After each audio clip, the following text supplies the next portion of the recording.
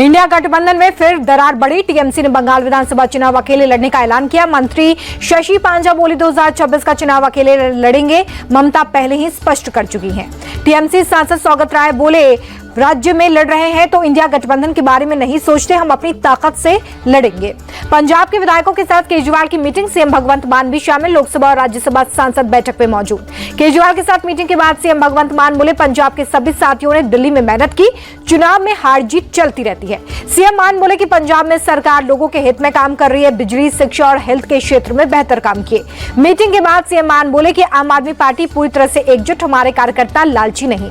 CM मान बोले कि पंजाब में तेजी से हो रहा है विकास, पंजाब को मॉडल स्टेट बनाकर दिखाएंगे।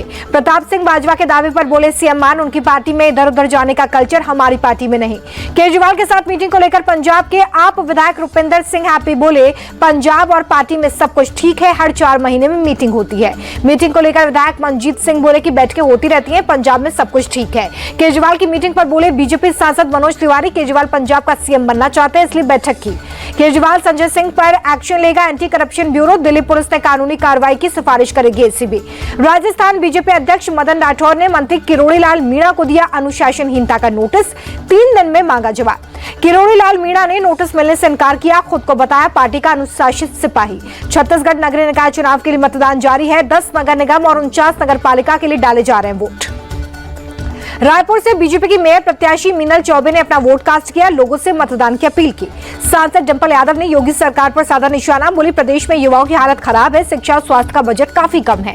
राज्यसभा में संविधान को लेकर पक्ष और विपक्ष में तनातनी, बीजेपी सांसद राधा मोहन दास अग्रवाल ने संविधान की प्रतियों से लिटरेचर हटाए जाने का मुद्दा उठाया। सभापति जगदीप धनखड़ बोले कि संविधान की मूल प्रति का प्रचार प्रसार हो, जो लोग संविधान लेकर चल रहे हैं उसमें वो नहीं। कांग्रेस सांसद खड़गे ने आपत्ति जताई, बोले संविधान को कंट्रोवर्सी में लाना चाहते हैं या अंबेडकर को बदनाम करने की कोशिश। राज्यसभा में जेपी नड्डा की तरफ से भी बयान दिया गया, सरकार सुनिश्चित करेगी कि अल्ट्रेशन के साथ संविधान पब्लिश हो। अखिलेश यादव ने लोकसभा में फिर महाकुंभ हादसे का मुद्दा उठाया, कहा सरकार ने अब तक मृतकों का आंकड़ा क्यों नहीं दिया। अखिलेश ने ट्रैफिक जाम का भी जिक्र किया, बोले प्रयागराज में ट्रैफिक प्रबंधन नहीं, ये विकसित भारत की कैसी तस्वीर। पंडित दीनदयाल उपाध्याय की आज पुण्यतिथि है, बीजेपी मुख्यालय में सांसद बांसुरी स्वराज ने श्रद्धांजलि अर्पित की। लखनऊ में सीएम योगी ने पंडित दीनदयाल उपाध्याय की पुण्यतिथि पर श्रद्धांजलि अर्पित की।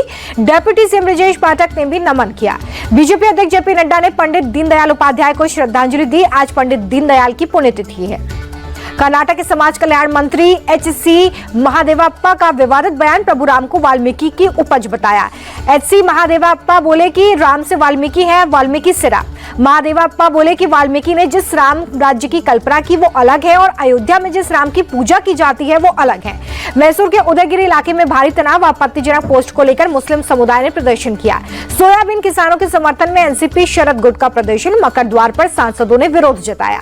प्रयागराज में जाम को लेकर सीएम योगी सख्त हैं, अधिकारियों को लगाई फटकार। सूत्रों के मुताबिक एडीजी रैंक के 2 अधिकारियों से नाराज है मुख्यमंत्री। मीटिंग में एडीजी ट्रैफिक सत्यनारायण से सीएम योगी नाराज दिखे, सस्पेंड करने की चेतावनी दी। महाकुंभ को लेकर लखनऊ में सीएम योगी बोले महाकुंभ में किसी के साथ कोई भेदभाव नहीं, 45 करोड़ से ज्यादा श्रद्धालुओं ने संगम में डुबकी लगाई। सीएम योगी बोले सनातन के विरोधी महाकुंभ के दुष्प्रचार में लगे हैं, जीवन भर जिसने वीवीआईपी ट्रीटमेंट लिया हो वो नकारात्मकता फैला रहे हैं, ये ठीक नहीं है। महाकुंभ को लेकर नई ट्रैफिक एडवाइजरी जारी की गई है। मेला क्षेत्र को नो व्हीकल जोन घोषित किया गया। महाकुंभ में दोपहर 12 बजे तक 81 लाख से ज्यादा श्रद्धालुओं ने डुबकी लगाई है। 45 करोड़ से ज्यादा लोग संगम में नहा चुके हैं। इंडिया एनर्जी वीक कार्यक्रम में प्रधानमंत्री का वर्चुअल संबोधन, बोले भारत के एनर्जी सेक्टर में नई संभावनाएं। प्रधानमंत्री ने कहा कि 21वीं सदी भारत की सदी है, 10 साल में भारत 5वीं सबसे बड़ी अर्थव्यवस्था बना।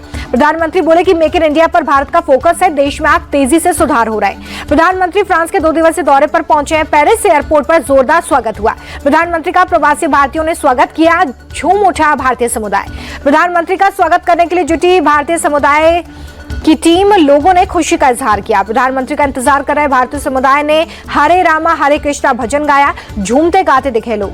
प्रधानमंत्री के सम्मान में डिनर का आयोजन, राष्ट्रपति मैक्रोन ने गले लगाकर स्वागत किया। प्रधानमंत्री ने राष्ट्रपति मैक्रोन के साथ मुलाकात की तस्वीर की शेयर, लिखा पेरिस में अपने मित्र राष्ट्रपति मैक्रोन के साथ मिलकर खुशी हुई। मुंबई के जोगेश्वरी में लकड़ी के कारखाने में भीषण आग, दमकल की गाड़ियों ने आग को काबू में लिया। सूरत में 12वीं के छात्रों ने 30 कारों से स्टंट कर काफिला निकाला, वीडियो वायरल। वीडियो वायरल होने के बाद पुलिस ने कार्रवाई की। अब तक 12 कारें जब्त। अलीगढ़ मुस्लिम विश्वविद्यालय में बीटेक 4th ईयर के छात्र आर्यन कुशवाहा के साथ मारपीट। AMU प्रशासन ने आरोपी छात्र कैफ आलम को किया निलंबित।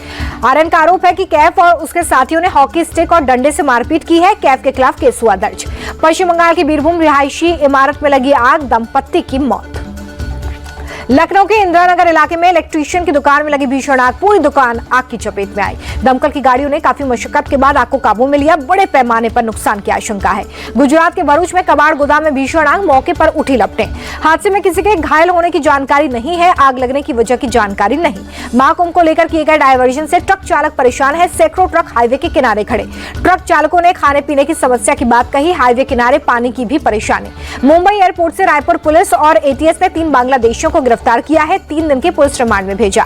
फर्जी दस्तावेज के आधार पर पासपोर्ट बनवाकर इराक भागने की फिराक में थे तीनों बांग्लादेशी। पुलिस ने फर्जी आधार, पैन, वोटर ID कार्ड के साथ बरामद किया वीजा। पटना के गौरीचक में एक पेट्रोल पंप पर बाइक सवार बदमाशों ने कर्मचारियों के साथ मारपीट की है। पंप पर खड़ी कार के शीशे को हेलमेट और ईंट से तोड़ दिया। बदमाशों ने 9 फरवरी की रात को इस हमले को अंजाम दिया। CCTV में कैद हुई पूरी वारदात पुलिस फुटेज के आधार पर बदमाशों की पहचान में जुटी। महाराष्ट्र के नांदेड़ में 10 फरवरी की सुबह हुई थी फायरिंग, एक शख्स की मौत, जबकि गुरमीत सिंह सेवादार नाम का एक शख्स जख्मी हो गया। फायरिंग में फिलिस्तीनी आतंकी रिंदा का कनेक्शन आया सामने। गुरमीत सिंह सेवादार पर आतंकी रिंदा के भाई की हत्या का आरोप है। पेरोल पर आया था जेल से बाहर।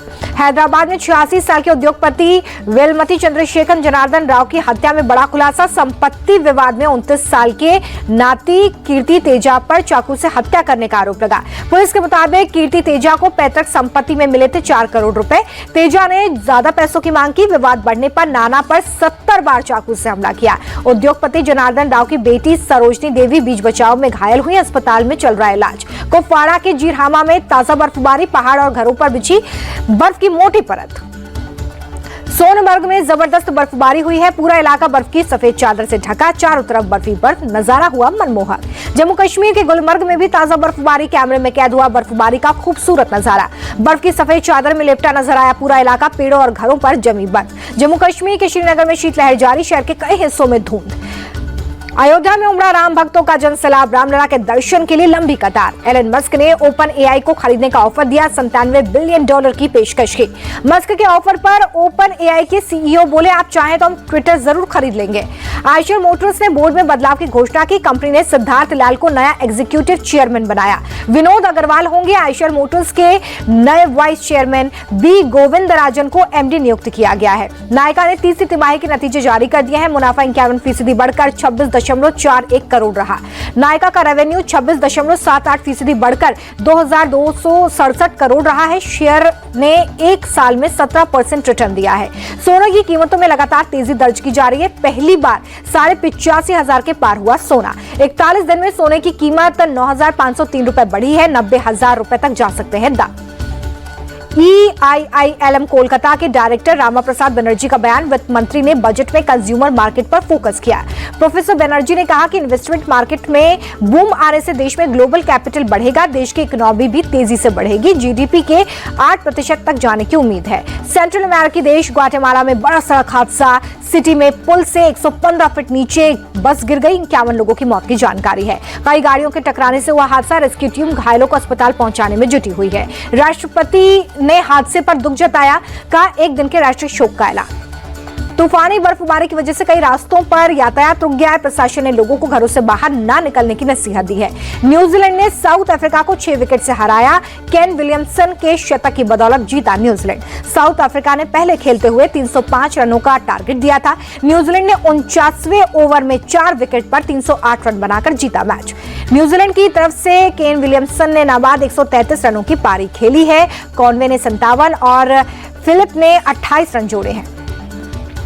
केन विलियमसन ने वनडे में लगाया शतक। विलियमसन इस दौरान 7,000 रन पूरे करते भी नजर आए। वनडे में सबसे तेज 7,000 रन बनाने के मामले में दूसरे नंबर पर पहुंचे। साउथ अफ्रीका की तरफ से 2 विकेट की पेशकश की गई है। मैथ्यू सामी की तरफ से जूनियर डाला को 1-1 विकेट मिला है।